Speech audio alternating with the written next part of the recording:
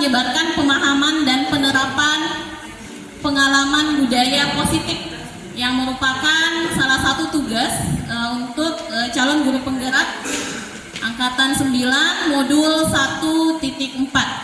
Bersama saya Nur Hikmah S. Jumain, calon guru penggerak Angkatan 9 dari UPT SMP Negeri 1 Nrekang.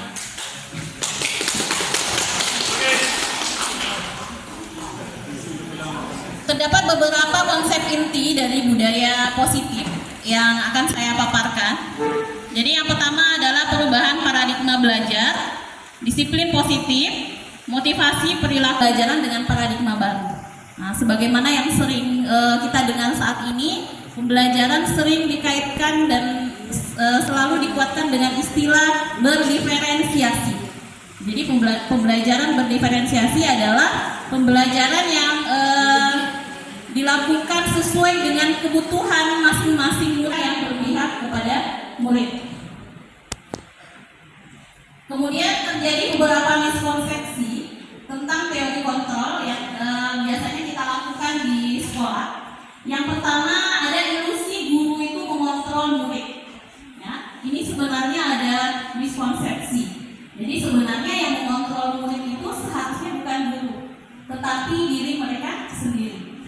Kemudian ada ilusi bahwa kritik dan membuat rasa bersalah mampu menguatkan karakter. Nah, kemudian ilusi bahwa semua penguatan positif itu efektif dan bermanfaat, dan ilusi bahwa orang dewasa berhak memaksa. Nah, jadi sebenarnya ilusi ini adalah selanjutnya tentang disiplin positif. Nah, mungkin kalau kita dengar kata disiplin, kalau kita di UPT SMP Negeri 1 Nrekang ini, kita sebagai pendidik sebenarnya tujuan kita adalah menciptakan murid yang memiliki disiplin diri. Karena ketika murid telah memiliki disiplin diri itu sendiri, maka nanti dia akan memunculkan disiplin positif. Jadi penerapan disiplin yang dalam disiplin ini kita akan mengacu pada nilai-nilai kebajikan.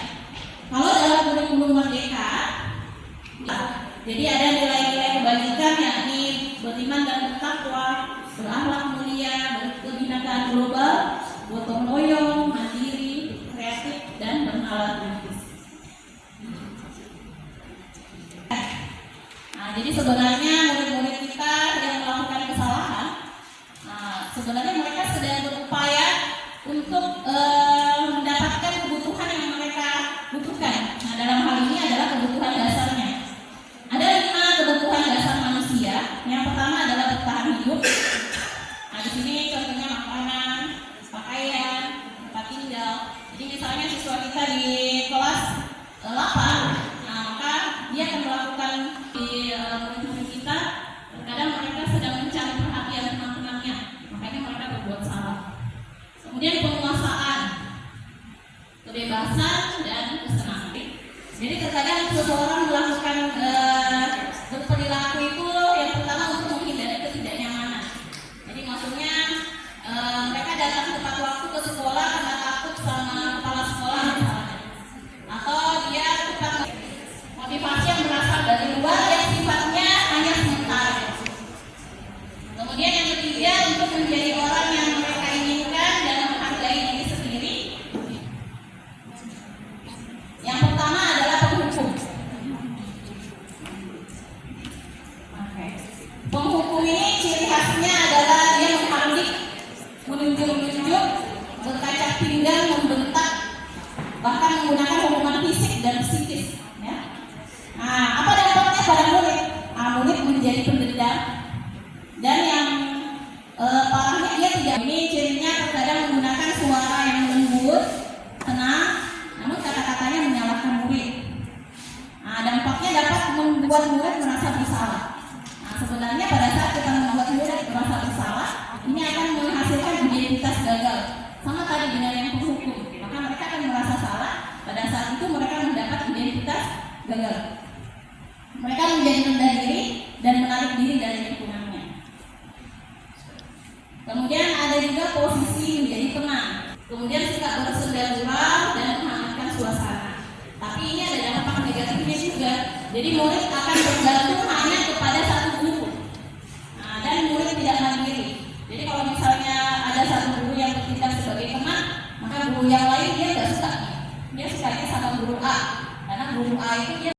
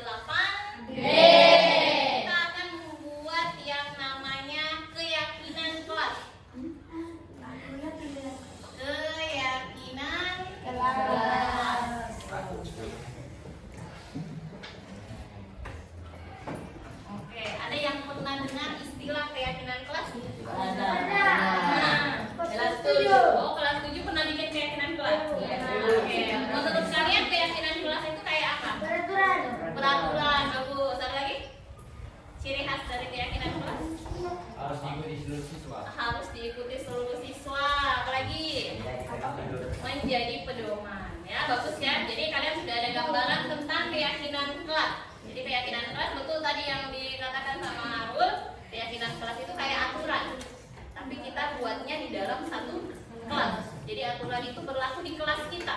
Saya bilang keyakinan kelas 8D berarti khusus untuk keyakinan kelas 8D. Oke? Nah, apa bedanya peraturan sama keyakinan kelas? Ada yang tahu? Peraturan dibikin, kalau keyakinan kelas tidak bikin.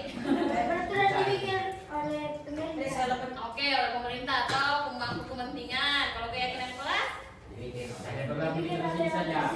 ya, dan dibuat oleh siswa ya, bisa ya, begitu. Ya, jadi salah satu perbedaannya seperti itu. Kalau peraturan biasanya dibikin sama guru atau mungkin dibuat sama kepala sekolah atau pemerintah di kabupaten setempat misalnya. Tapi kalau keyakinan ini aturannya berasal dari kita sendiri. Nah, kemudian perbedaan yang kedua, kalau aturan, kalau keyakinan kelas kita tidak boleh menggunakan kalimat negatif. Apa itu atau kata negatif? Apa kata negatif? Guru. Ya. Seperti apa contohnya? Maksudnya kalimatnya begini. Misalnya dilarang membuang sampah, itu negatif atau positif? Positif. Dilarang membuang sampah. Positif. Negatif. Karena ada kata dilarang. Atau kan kita bikin begini, tidak boleh makan di dalam kelas. Itu kalimat positif atau negatif? Negatif karena ada kata tidak. Jadi kalau dalam keyakinan kelas yang harus ada adalah kalimat atau kata-kata positif. Jadi misalnya tadi apa? Dilarang buang sampah sembarangan. Apa kira-kira kata positifnya? Buang sampah pada tempatnya. Sudah bisa ya? Nah, bisa? Oke, kalau begitu nanti saya akan bagikan kertas. Kalian bikin keyakinan kelas untuk diri masing-masing. Nanti kita tempelkan di sini. Kita cek kalau ada yang sama, nah, kita eliminasi. Kita ambil satu perwakilan. Oke? Paham? Ingat, tidak boleh menggunakan kalimat negatif. Negatif. Kayak tadi contohnya, dilarang membuang sampah sembarangan, itu kan negatif. Jadi diganti menjadi membuang sampah pada tempatnya. Paham? Harus makan dalam kelas. Nah, tidak boleh bilang tidak boleh makan di dalam kelas, tapi Harus makan di luar. Paham? Oke, semuanya menulis ya. Oke, yang sudah selesai boleh langsung ditempelkan di sini. Yang sudah selesai boleh ditempelkan di sini. Boleh.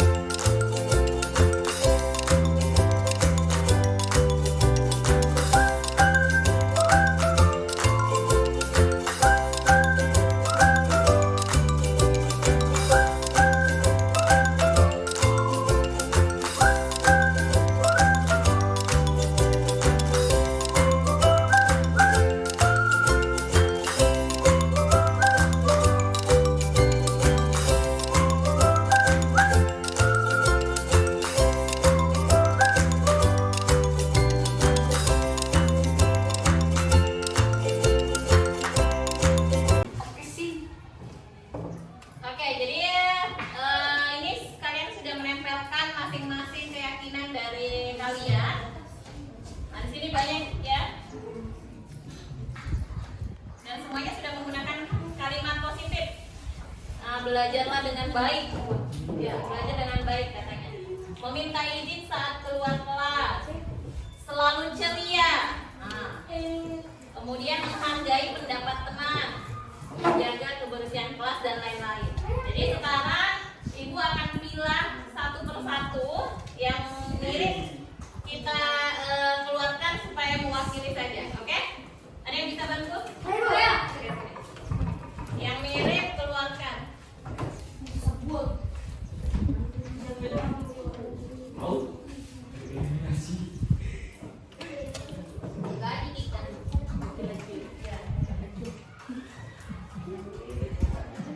Oh iya benar.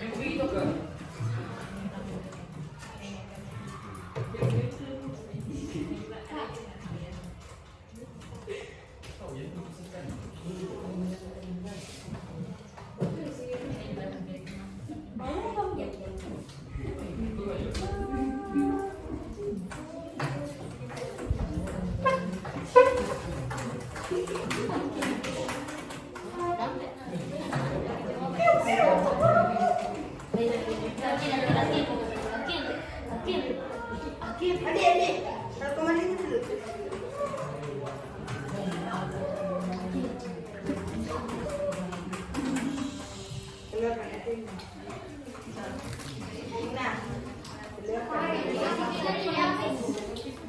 Di seleksi yang sama kita perwakilan saja.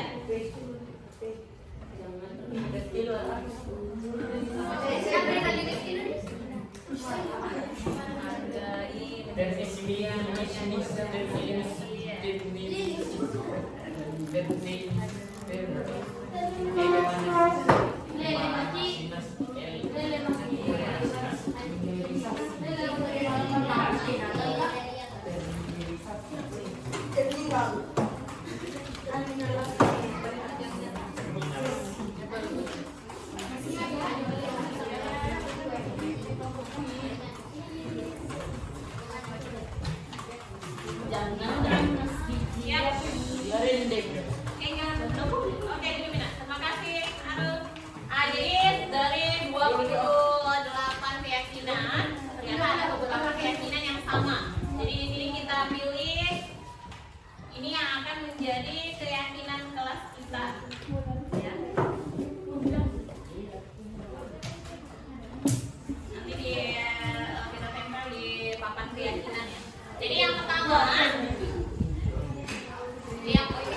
pertama adalah meminta izin saat keluar kelas. Ya. Yang kedua, menjaga kebersihan kelas. Menjaga ini sama ini, buang sampah, menjaga kebersihan. Beribadah, sholat 5 waktu.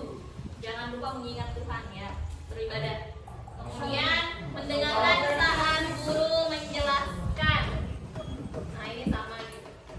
Menghargai pendapat teman, mengerjakan tugas yang diberikan guru, jalankan sholat. Oh ini sama sholat. Bersikap jujur, berani menjawab, menghargai teman. Oke, ini menjadi keyakinan kelas kita kelas 8D.